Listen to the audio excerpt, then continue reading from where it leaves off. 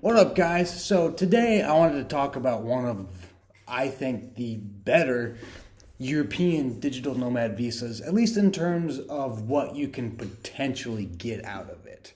And today we're going to go over Latvia.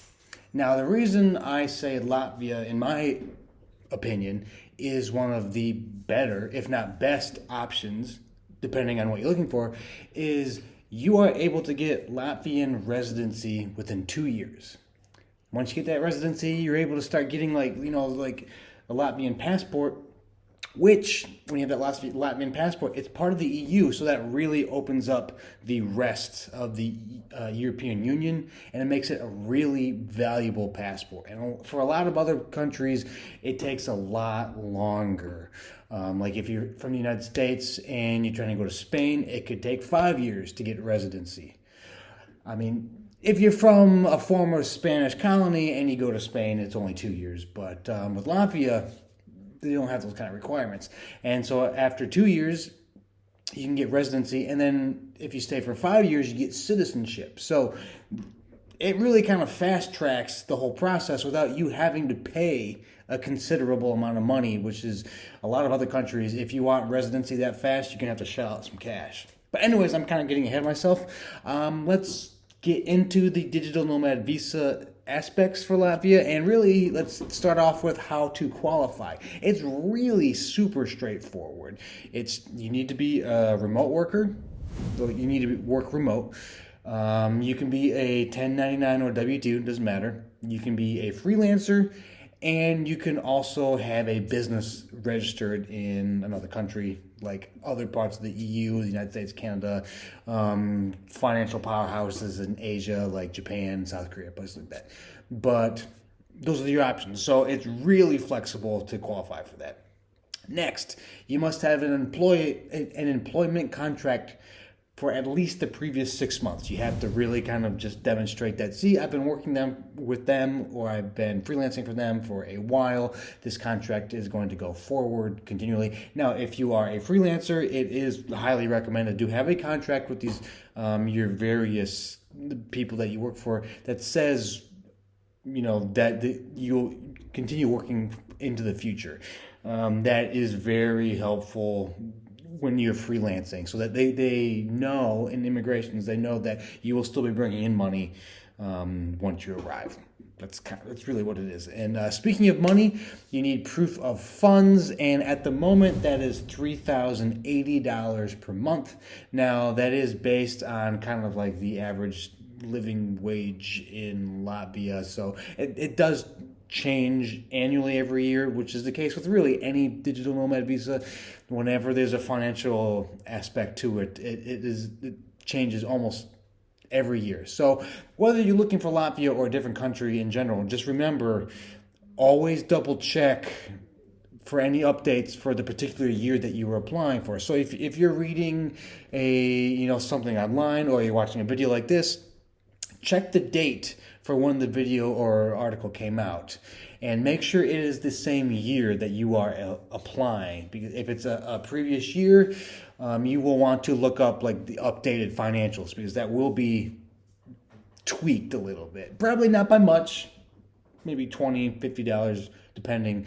Although in other countries such as Malta, that one just really changed. Like that one just added like over $1,000, which is why always double check the financials for this thing. And last, you need proof of like international health insurance. It's pretty straightforward. But that's it. That's how you qualify. As long as you have all that stuff, you're good to go. And now there are two costs for applying, and they're both relatively affordable. One, just to straight up apply for a digital nomad visa for Latvia, it's $65. That is one of the lower fees for applying for one of these things. Some countries, the price can get into the hundreds. If you're looking at the Caribbean, some of those get actually into the thousands of dollars. Of course, the stuff with the Caribbean, they pretty much just want your money and they'll green light it. But Latvia, it is $65. Now, let's say you are currently in Latvia. Let's say you have your 90-day visa, and you're kind of starting to run out of time, and you're like, oh no, I got to apply for this digital nomad visa, but I'm running out of time, and I don't really want to leave. If you pay $129, you can expedite the process, and it will take 3 business days. So, if I don't know if you want to rely on that. I generally think it's for the best to kind of, once you want to apply for Latvia, even if you're there, just get it out of the way. So go to Latvia, maybe you stay for a month, 6 weeks, then start the process. But yeah, so those are the 2 financial options. The DNV is good for 1 year, and you just kind of roll it over. You reapply for a second year. And as I mentioned earlier, once you hit the 2-year mark, you do qualify for residency. And if you keep going and you hit the 5-year mark, you qualify for citizenship. Now, once you hit that 2-year residency mark, you're no longer on a digital nomad visa. You're on like a long-term residency permit kind of thing. So you won't have to apply for the digital nomad visa after 2 years. Now, the tax structure will change a little bit, and I'll get into that for a second. A digital nomad visa holder, you will pay 15%, with just a flat tax. Doesn't matter if you're freelance, employee, you own your own business, doesn't matter, and doesn't matter how much you make either. So it's really simple, 15%. Now, once you hit the residency level or citizenship level, you're kind of like leveling up. That I believe that goes up to 20%. Again, when you hit the 2-year mark and the 5-year mark, double check. There's a chance that those numbers will change in the next 5 years. You never know.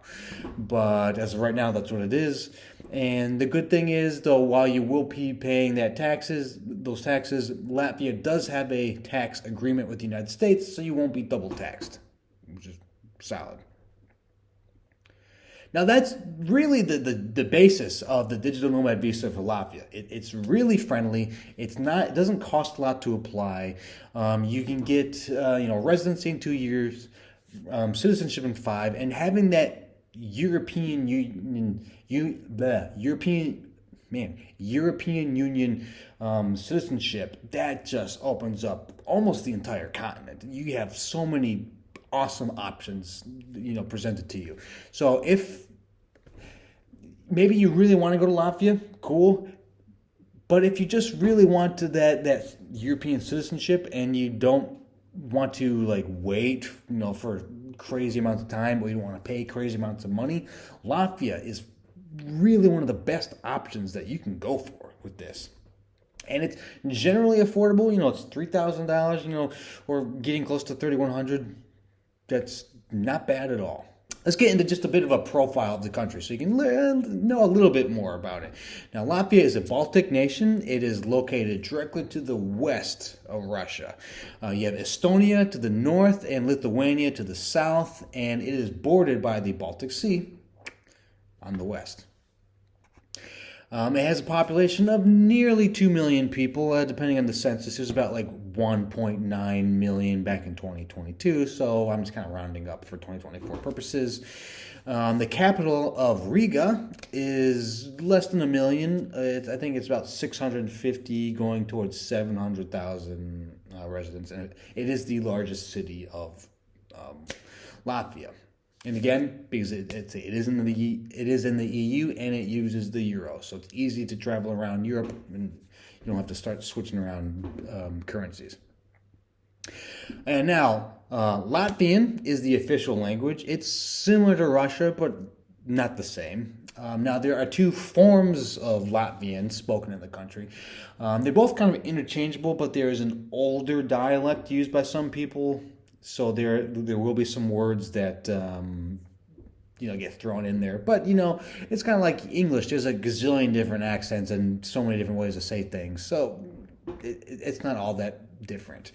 But speaking of Russian, Russian is spoken natively by 1/3 of the population, and as for English, Latvian they're very proud of their language. You'll find this in a lot of countries where that particular language is only spoken in that country.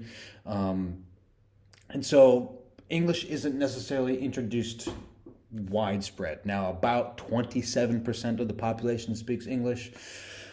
If you go to Riga, you will have a better chance of interacting with or finding people that speak English. Once you start getting outside of the nation's capital, it's going to be a little more tricky. So you would want to, start taking some Latvian classes. Like I currently right now I'm taking some Albanian classes, and of course Albanian is not spoken anywhere else. It's like a variation of ancient Greek, basically. So if you learn Latvian, one thing I've learned, especially for countries where smaller countries where the language is only spoken there, people are much more accepting and happy that you are willing to take the time to try to learn their particular language. It kind of means a lot. And even if you butcher it, you're not great, but you just show you're trying, it'll be very much appreciated. And just, struggling your way through learning, it will really get you in much better with the locals. So for languages like this, it's really worth learning just because it will give you a leg up on just meeting people. Some other specifics. The most popular beer in Latvia is Alderis. Hopefully I'm pronouncing that right. Now, Alderis, there's the flagship beer, but they also make over a dozen variations. So it's kind of like the nation's Budweiser, or, however you want to look at it. Now, the national drink is the Riga Black Balsam. You might think of balsamic vinaigrette. You're not completely off base with that. This is a very strong herbal liqueur. It has between 40 and 45% ABV. It's the national drink. But yeah, again, think if you've had any kind of other herbal drink. If you've been to Italy and you've had Fernet, or if you've been to Argentina and have had Fernet, that's kind of an herbal drink. But I believe this balsam out of Latvia the alcohol content is higher. So just keep that in mind. Again, interesting drink. In terms of kind of traditional Latvian food, you have a garlic rye bread, a pelmeni, which is a kind of dumpling.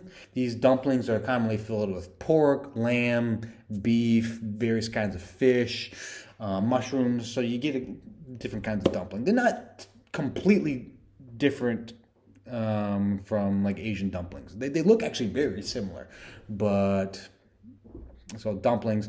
There's something called oxta, which is a cold, creamy beet soup. If you look at it, it has kind of like a lavender color. And so you have kind of like a milky dairy aspect meets beet. It's supposed to be, I've never had it before, but it's supposed to be, the reviews I read online made it seem like it's actually pretty good. And there's also many different kinds of smoked meats. Now, of course, there's others, but that's just a snapshot of some of the more popular foods. Now, most famous Latvians that you might have heard of. You're going to have to be like a classical music fan for this. But if you've heard of Gidon Kremer, he was a very, very well-known conductor. So if you're into the conductor scene, you might know Gidon Kremer. And then there's Andres Nelson. He conducted the Boston Symphony Orchestra. So there you go. That's kind of a snapshot for the most popular, well-known, famous Latvians.